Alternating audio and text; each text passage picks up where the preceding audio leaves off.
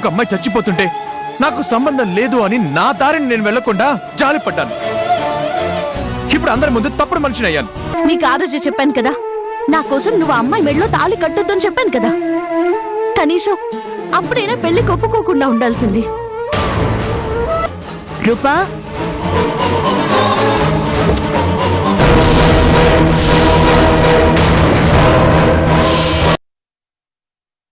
నేనేం చేస్తే మా అక్క తిరిగి వస్తుంది?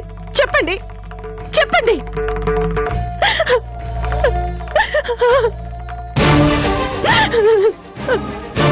ఊరుకో కావేరి, బాధపడకు. నీకు జరిగిన అన్యాయం చిన్నది కాదు. నువ్వు వాళ్ళని ఏం చేసినా తప్పులేదు. అందుకే వచ్చాను. నా అదృష్టం బాగుండి చందుకి డోనర్ నయ్యాను. ఇది భగవంతుడు నాకిచ్చిన గొప్ప అవకాశం అనుకున్నాను. నా కళ్ళ ముందు మా కుటుంబం ఎలా విడిపోయిందో అలాగే అతని కుటుంబం చీలిపోవాలి. ఎవరికి వాళ్ళు కావాలి. దానికి ముందుగా అందరూ చిన్నాని అసహించుకోవాలి. ఇంట్లోంచి వెళ్ళగొట్టాలి. సాధించావు కావేరి. 25 ఏళ్లుగా నేను చెయ్యలేనిది నువ్వు చాలా కొద్ది సమయంలోనే సాధించావు. ఇప్పటికే చిన్నాని ఆ ఇంటి నుంచి బయటకు వెళ్ళగొట్టేలా చేశావు. కానీ ఇది సరిపోదు కావేరి. ఇప్పుడు విడదీసినా కొద్ది రోజులు పోయాక మళ్ళీ కలుస్తారు. వాళ్ళని ఎన్ని ముక్కలు చేసినా బంగారంలాగా మళ్ళీ మళ్ళీ అతుక్కుంటారు. కానీ ఆ కుటుంబాన్ని గాజు ముక్కల్లాగా పగలగొట్టి విడదీయాలి. మళ్ళీ జీవితంలో వాళ్ళెప్పుడూ కలవకుండా చేయాలి. అది నీ వల్ల అవుతుంది కావేరి, నీ వల్లే అవుతుంది. ఎందుకంటే నువ్వు ఆ ఇంటికి దేవతవి. అందరూ నిన్ను పూజిస్తారు, అందరూ నిన్ను అభిమానిస్తారు. అందుకే నువ్వే ఆ పని చేయగలవు. చూడు కావేరి, ఏ తప్పు చెయ్యని నీ కుటుంబం చిన్నాభిన్నమైతే నువ్వు ఎలా ఏడ్చావో అలాగే ఆ చిన్న కూడా ఏడవాలి. ఎంత చెడినా చిన్నాకి ఆ కుటుంబమే బలం. వాళ్ళని నువ్వు విడదీస్తే చిన్న నీకంటే ఎక్కువ ఏడుస్తాడు. నేనిప్పుడు చేస్తుంది అదే. దానికి నీ శక్తితో పాటు నా యుక్తి కూడా ఉండాలి. ఎందుకంటే ఆ కుటుంబం వల్ల నాకు చాలా అన్యాయం జరిగింది. శత్రువుకి శత్రువు మిత్రుడవుతాడు అంటారు. మనిద్దరికీ ఆ కుటుంబంలోని వాళ్లే శత్రువులు కాబట్టి నాతో చేతులు కలుపు కావేరి. నీ పగ నా పగ రెండూ చల్లారుతాయి. కమాన్, చేతులు కలుపు.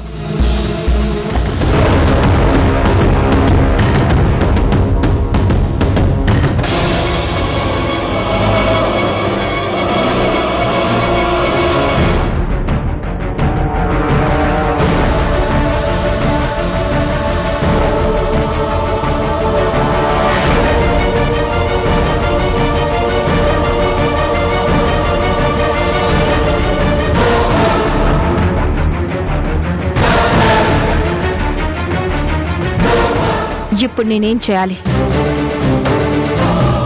నువ్వు ఏం చెయ్యగలవో చెప్పు. వాళ్ళ నాశనానికి నా ప్రాణమైనా ఇస్తాను. అదే నాకు కావాలి. అవును కావేరి, నీ ప్రాణం కావాలి. ఇస్తావా?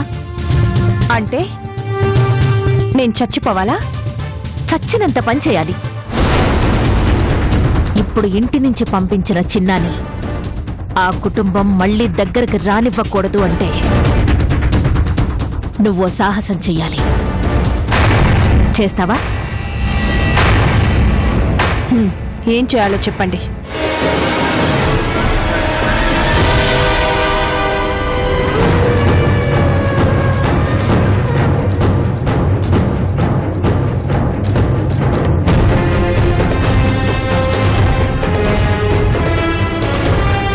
అర్థమైందిగా? ఇంకా నీ శక్తి ఏంటో చూపించు.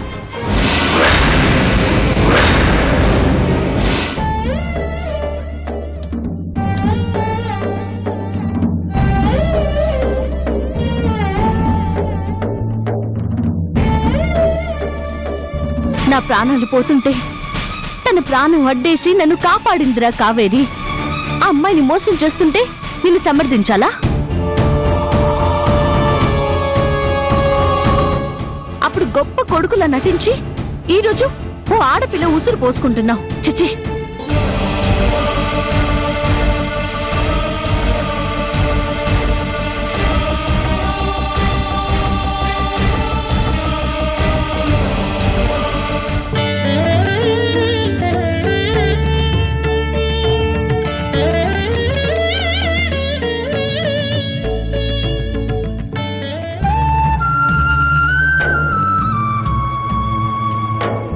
చిన్నా, ఏంట్రా ఇది?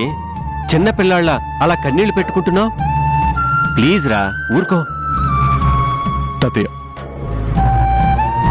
అందరూ ఉండి అనాథగా 25 ఏళ్ళు బ్రతికాను. నా వాళ్ళెవరూ లేరనుకుంటూ ఇలా ఎన్నోసార్లు ఏడ్చాను. అనుకోకుండా అదృష్టం కలిసొచ్చి నా వాళ్ళు నాకు దక్కారు. అమ్మయ్యా, నేను అదృష్టవంతుణ్ణి అనుకునే లోపే నా దురదృష్టం నన్ను వెంటాడింది తాతయ్య. ఇప్పుడు మళ్ళీ నేను అనాథనయ్యాను. అందరూ ఉన్న అనాథగానే మిగిలిపోయాను. చిన్నా, ఏంట్రా ఆ మాటలు? నిజం తాతయ్య, నేను ఎలాంటి వాడినో చెప్పుకునే అవకాశం కూడా నాకెవరూ ఇవ్వట్లేదు. మీ అమ్మని కలిసావా? మాట్లాడావా? మాట్లాడే అవకాశం నాకెక్కడిచ్చింది తాతయ్య? నన్ను చూడటమే మహాపాపం అన్నట్లు నన్ను బయటికి పంపించేసింది. నేను ఏ తప్పు చేయలేదమ్మా అని చెప్తున్నా కూడా వినిపించుకోకుండా ఎలా చెప్తే నా బాధ అర్థమవుతుందో నాకు తెలియటం లేదు. వాళ్ళందరూ ఆవేదనలో ఉన్నారు చిన్నా, కొంచెం ఆగు. మెల్లమెల్లగా నేను అర్థం చేసుకుంటారు. ఎలా తాతయ్య? ఆ రూపం తీసుకుని రమ్మని అడిగారు. నేనెక్కడొచ్చి తీసుకురాను? నేను అనాథగా బతికిన రోజులు గుర్తుకొచ్చి పాపం అనే ఆ అమ్మాయిని కాపాడాను. దారి చూపిస్తే తన జీవితం తను చూసుకుంటుంది అనుకుని ఆశ్రయం ఇచ్చాను తాతయ్య. అదే నన్ను చేసిన తప్పు. నా కళ్ళ ముందు ఒక ఆడపిల్ల చచ్చిపోతుంటే నాకెందుకులే అని ఎలా వదిలేయమంటారు తాతయ్య? అందులోనూ ఆ అమ్మాయి గర్భవతి. అబార్షన్ చేయకపోతే ప్రాణాలకే ప్రమాదం అన్నారు. అందుకే సంతకం చేశాను. అది కూడా తప్పే అంటే ఇక నేనేం చేయాలి తాతయ్య? కన్న తల్లే నా మాట నమ్మట్లేదు అంటే ఇక నేను ఎవరికి చెప్పుకోవాలి తాతయ్య? నీ బాధ నాకు అర్థమైంది చిన్నా. ఇవన్నీ తాత్కాలికమేరా. ఏదో కోపంలో ఉన్నారు తప్ప ఈ కోపం ఎప్పుడూ ఉండదు. నీ గురించి అర్థం చేసుకుంటారులేరా. ఎప్పుడు తాతయ్య? ఇప్పటికే జీవితంలో చాలా పోగొట్టుకున్నాను. సగం జీవితం అనాథగా గడిచింది. మిగిలిన సగం ఇలా అపార్థాలతో గడిచిపోతే ఎలా? ఎవరు లేరు అన్న రోజు ఒకటే బాధ, కానీ ఇప్పుడు అందరూ ఉండి అర్థం చేసుకోలేకపోతున్నారు అనే బాధ భరించడం చాలా కష్టంగా ఉంది. దిగులు పడక చిన్నా. మీ అమ్మా నాన్నలతో నేను మాట్లాడతాను. నీ నిజాయితీ గురించి నాకు తెలుసురా. నువ్వేం బాధపడకు. తాతయ్య,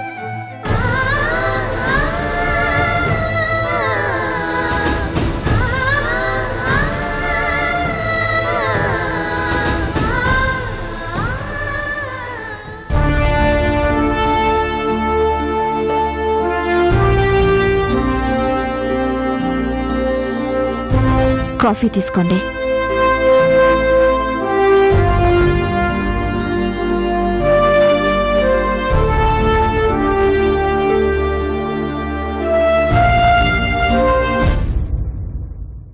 రాజా,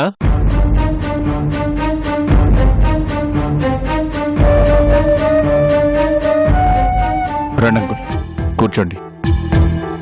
కాఫీ తీసుకొస్తాను బాబాయ్. వద్దమ్మా. మీ అందరితో ఒక ముఖ్యమైన విషయం మాట్లాడాలి. చందు ఎక్కడా? ఏంటి డాడీ? రామచందు. అమృత, కూర్చోమ్మా. కూర్చోండమ్మా.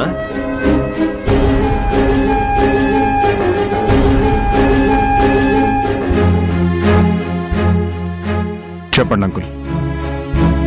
మీ అందరూ కలిసి ఓ పెద్ద తప్పు చేస్తున్నారు.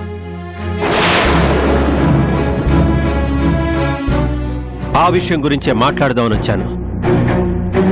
తప్పు చేశామా? ఏ తప్పు చేశామా అంకుల్? 25 ఏళ్లు దూరంగా పెరిగిన ఈ ఇంటి బిడ్డని మీ అందరూ కలిసి ఇంటి నుంచి పంపించేయడం తప్పు కాదా?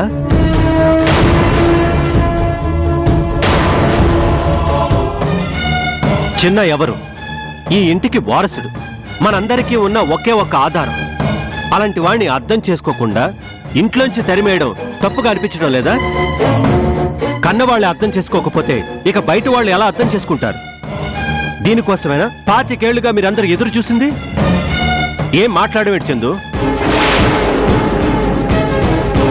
తన బాధని చెప్పుకోవడానికి అమ్మా అంటూ నీ దగ్గరికి వచ్చిన వాణ్ణి నిర్దాక్షిణ్యంగా నువ్వు పంపించేశావే, ఇది ఎంతవరకు న్యాయమమ్మా? అంకుల్, చిన్న గురించి మాత్రం చెప్పకండి. వాణ్ణి అంత తేలిగ్గా క్షమించలేం.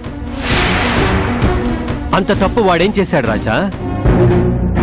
ఏం చేశాడో మీకు చెప్పలేదా బాబాయ్? ఇప్పటిదాకా వసుకి దూరమైన బాధతో కావేరికి దూరం అవుతున్నాడు అనుకున్నా.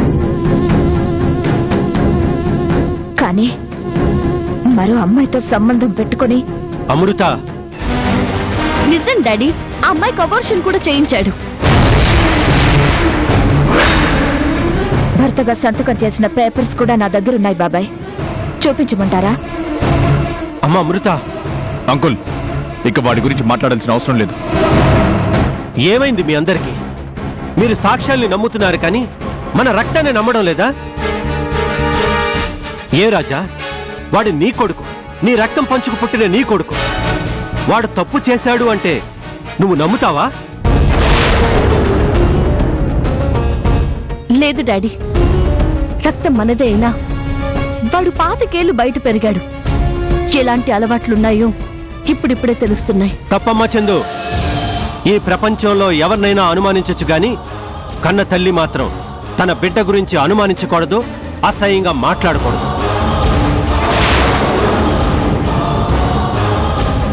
కర్కోటకుడైన బిడ్డని కూడా కన్న తల్లి మంచివాడనే చెప్తుంది. అలాంటిది ఎంతో మంచివాడని చెప్పుకునే నీ కొడుకు గురించి నువ్వే ఇలా మాట్లాడ్డావు, చాలా తప్పమ్మా. అయితే మేము చేసింది తప్పుంటారా బాబాయ్?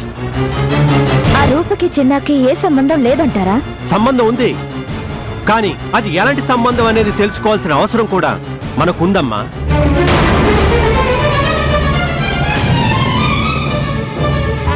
ఆ రూప ఆత్మహత్య చేసుకోబోతుంటే జాలిపడి ఆశ్రయం ఇచ్చాడు. ఆ అమ్మాయికి ప్రాణం మీదకొస్తే జాలిపడి సంతకం పెట్టాడు. ఆ మాత్రం దానికే ఆ అమ్మాయికి వీడికి సంబంధాలు అంటకట్టేస్తారా? అలా అని మీతో చెప్పాడా అంకుల్? అంత జాలిపడిన వాడైతే ఆ అమ్మాయిని ఎక్కడ పెట్టడం ఎందుకు? ఏ ఇంటికి తీసుకొస్తే ఎవరొద్దంటారు? అది కాదు రాజా, నేను చెప్పేది ఒకసారి నువ్వు. బాబాయ్, నిజంగా ఆ అమ్మాయికి ప్రాణం మీదకొస్తే ఎక్కడో హాస్పిటల్కి తీసుకెళ్లడం ఎందుకు? ఏ మన హాస్పిటల్ లేదా? మేమందరం లేవా? సరే డాడీ, ఇప్పటికీ వాడి మాటే నమ్ముదాం. ఆ అమ్మాయిని తీసుకొచ్చి మా అందరి ముందు నిలబెట్టి నిజం చెప్పమనండి, మేం నమ్ముతాం. అమ్మాయి లేదమ్మా, వెళ్ళిపోయింది.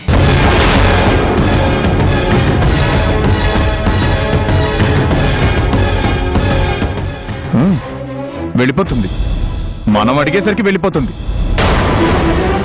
ఎందుకంటే నిజం బయటపడుతుంది కదా అంకుల్, అందుకే వెళ్ళిపోతుంది.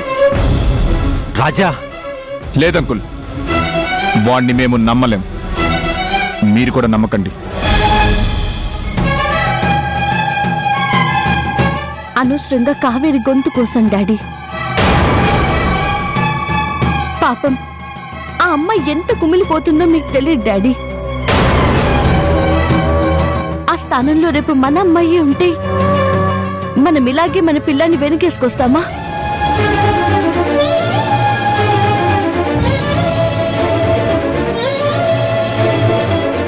బాబాయ్, చిన్న గురించి మనం పూర్తిగా తెలుసుకోలేకపోయాం. నిజమేనమ్మా, వాణ్ణి మనం ఎవ్వరూ పూర్తిగా తెలుసుకోలేకపోయాం. పరిస్థితులు అనుకూలించకపోతే భగవంతుడైన శ్రీకృష్ణుడికే నీలాపనిందులు తప్పలేదు. సీతమ్మ తల్లికే శీల పరీక్ష తప్పలేదు.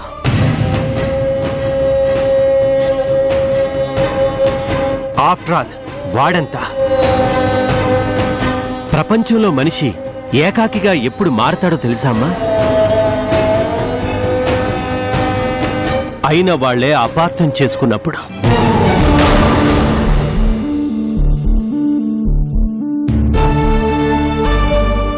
అసలు వాడు అనాథగా మారింది ఒకప్పుడు మనమందరం దూరమైనప్పుడు కాదమ్మా, ఇప్పుడు.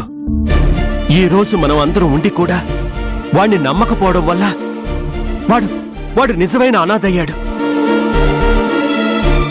సూర్యుణ్ణి మింగాలని చూసిన గ్రహణం ఎక్కువ కాలం ఉండదమ్మా. ఎప్పుడో ఒకప్పుడు విడవక తప్పదు, అప్పుడు వెలుగు రాక తప్పదు. అలాగే వాడి నిజాయితీ మీ అందరికీ తెలియక తప్పదు.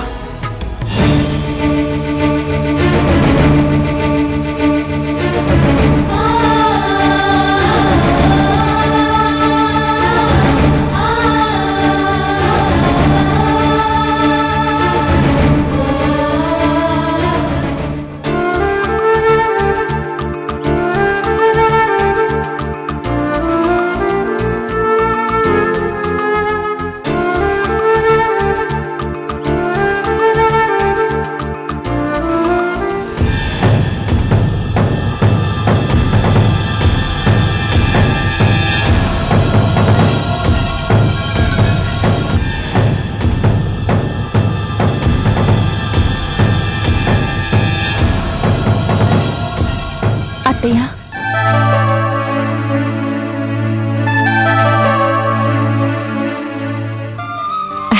రామ్మ కావేరి.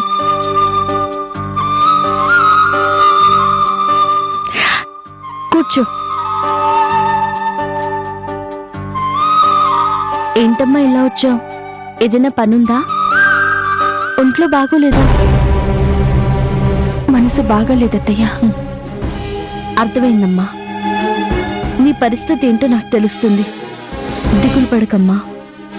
రోజులు ఎప్పుడూ ఒకేలా ఉండవు. వాడిలో తప్పకుండా మార్పు వస్తుంది. నాకు ఆ నమ్మకం లేదత్తయ్య.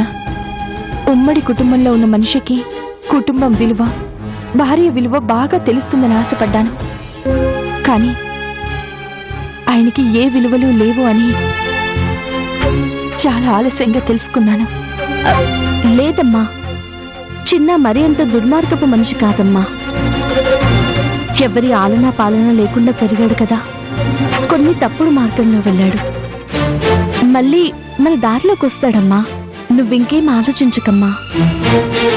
మేడం, ఇవి కూడా స్టాక్ నుంచి తీసుకొచ్చాను మేడం. అక్కడ పెట్టు.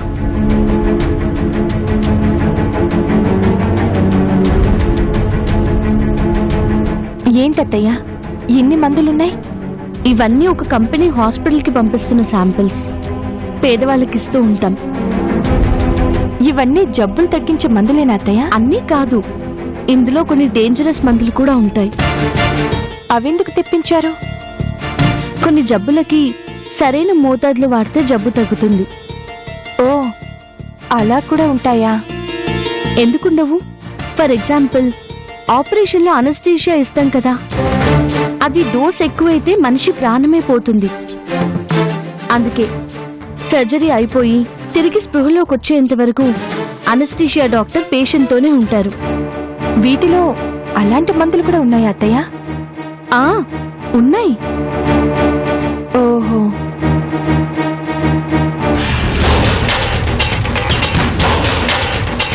ఇది అలాంటి మందేనా అత్తయ్య? దీన్ని మొత్తం ఒకేసారి తాగితే ప్రాణం పోతుంది. అందుకే ఇలాంటివి ఎవ్వరికి అందుబాటులో లేకుండా జాగ్రత్తగా దాచిపెడతాం. చందు, డాక్టర్ గారి టెస్ట్ రిపోర్ట్స్ వచ్చాయేమో తీసుకొని రమ్మన్నారు. చూస్తావా? ఏది ఇవ్వు.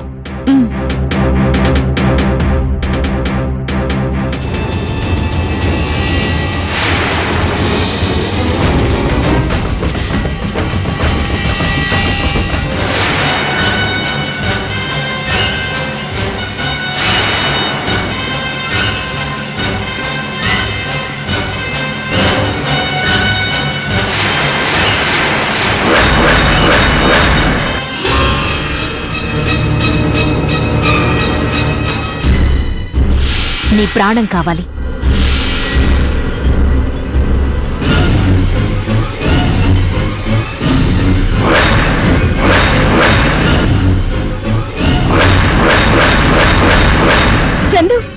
కోడలు ఏదో తాగిస్తుంది. కావేరి, కావేరి, ఏంటి నువ్వు చేసిన పని? కావేరి, కావేరి, అమ్మ కావేరి, సిస్టర్ స్టేషన్ పట్రా. కావేరి, ఎంత పని చేశావు కావేరి?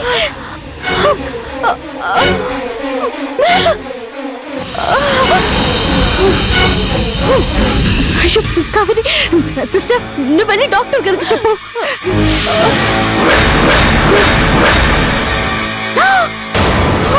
కావేరి, ఎంత పని చేసావు కావేరి? పద. వద్దయ్యా, నన్ను చచ్చిపోనివ్వండి. కావేరి, పిచ్చి పిచ్చిగా మాట్లాడుకో. ఆయన ప్రేమ నాకు దక్కనప్పుడు, నేను ఆయనకు అడ్డం అయినప్పుడు నేను బ్రతికి ప్రయోజనం లేదత్తయ్యా. నేను చచ్చిపోతాను.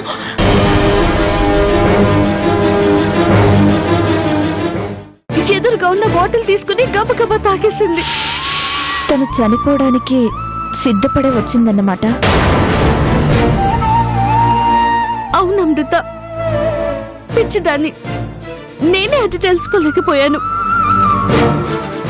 మీ అమ్మకు ప్రాణం పోసిన పాపానికి ఆ పిల్ల ప్రాణాలు తీస్తున్నావు కదరా.